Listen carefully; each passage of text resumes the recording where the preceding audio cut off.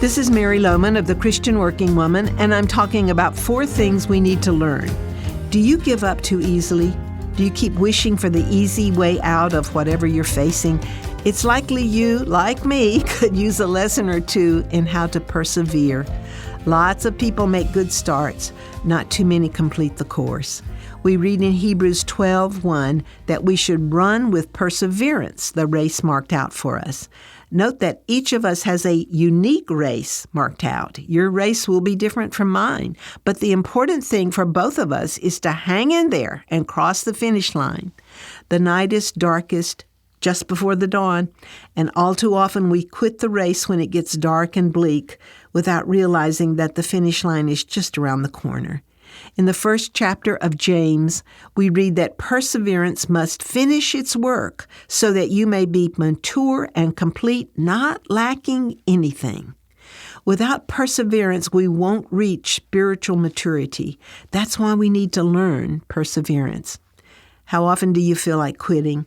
I remember saying to the Lord, "What use is it, Lord? I don't see any light at the end of this tunnel. I'd just like to walk away from the whole thing." You know, if you had those kind of thoughts, you might as well talk to God about them. He knows what you're thinking anyway. But God reminded me that I'm called to be faithful, to persevere. I had to learn it all over again.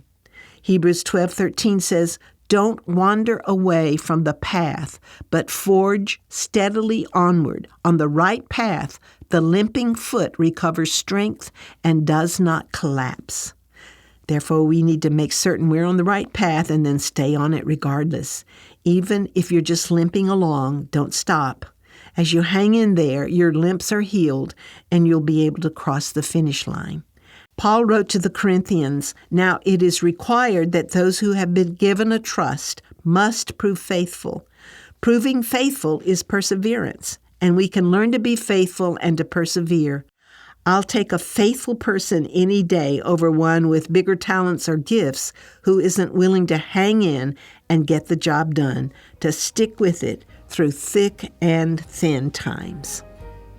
You know, memorizing God's Word is an important discipline, and it can be challenging.